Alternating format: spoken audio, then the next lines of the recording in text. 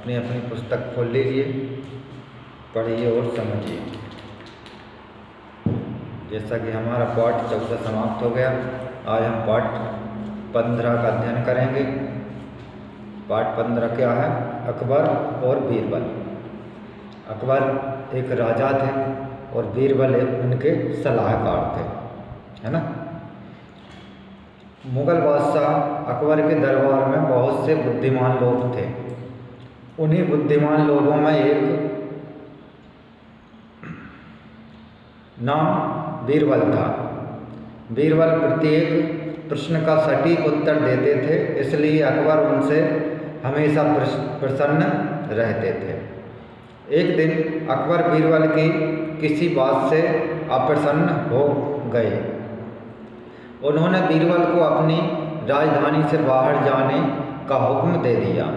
बीरबल राजधानी से दूर एक गांव में जाकर रहने लगे। बीरबल के चले जाने के बाद क्या किया राजा ने? उसको अपनी राजधानी से दूर जाने का आदेश दे दिया। और बीरबल के जाने के बाद अकबर का मन कामकाज में नहीं लगता था, अतः उन्होंने बीरबल को ढूंढने का आदेश दिया। कई दिनों की तलाश के बाद भी बीरबल का कुछ पता नहीं चला। बहुत दिन होगा ढूंढते ढूंढते, फिर भी बीरबल का पता नहीं चला। तो अकबर ने बीरबल को खोज निकालने का एक उपाय सोचा। उन्होंने नगर के चौराहों पर इश्तिहार लगवा दिए। इश्तिहार यानी क्या होता है? विज्ञापन। इश्तिहार लगवा दिए। इश्तिहार पर लिखा था, यदि कोई व्यक्ति बादशाह के पास आधी धूप व आधी छाँव में आएगा तो बादशाह उसे सोने के 50 सिक्के इनाम के रूप में देंगे, है ना। क्या देंगे? सोने के 50 सिक्के इनाम के रूप में उसे दिए जाएंगे।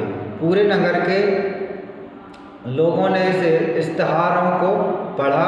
सभी लोग कोई ना कोई तरकीब सोचने लगे, परंतु असफल रहे। इस समाचार का पता एक गरीब किसान को चला। किसान ने जाकर यह सब बीरबल को बताया। सुनकर बीरबल मुस्कुरा दिए। उन्होंने उस किसान को समझाया और कहा, तुम कल दोपहर बाद सिर पर खाट रखकर बादशाह के पास जाना और कहना कि देखो, मैं आधी धूप व आधी छाया में आया हूँ, मेरा इनाम दीजिए। किसान दूसरे दिन खाट सिर पर रखकर महल के फाटक पर पहुँच गया।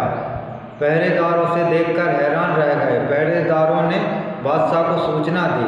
बादशाह ने कहा, तुरंत उस व्यक्ति को अंदर बुलाओ। बादशाह ने पूछा, तुम एक खाट सिर पर रखकर क्यों लाए हो? तो किसान ने उत्तर दिया, हुजूर, आप ही ने तो कहा था कि जो कोई आदमी आधी धूप व आधी छाँव में आपके पास आएगा, आप उसे इनाम देंगे। क्या देंगे? इनाम देंगे।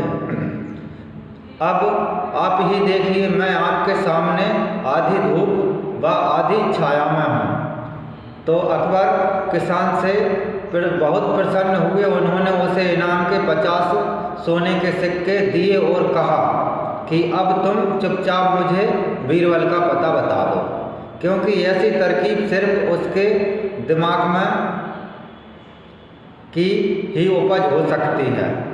तब उसने कहा, महाराज, इस प्रकार आने के लिए बीरबल ने ही मुझे प्रेरित किया। वे तुरंत घोड़े पर सवार होकर बीरबल के पास पहुँचे। उन्होंने बीरबल से अपनी भूल के लिए क्षमा मांगी और उन्हें बड़े आदर के साथ अपने दरबार में वापस ले आए, है ना। कुछ शब्दार्थ हैं, उनका हम उच्चारण करते हैं। सटीक यानी सही, पूर्ण।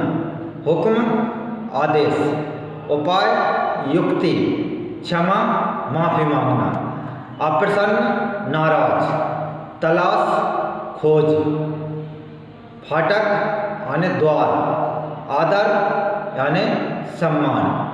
कुछ कठिन शब्द उच्चारण अभ्यास कीजिए। मुस्कुराना,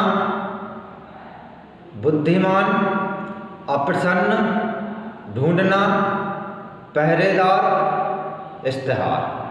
आज का अध्यापन हमारा इधर ही समाप्त होता है। कल हम इसके प्रश्नोत्तरों का अध्ययन करेंगे। Okay, thank you.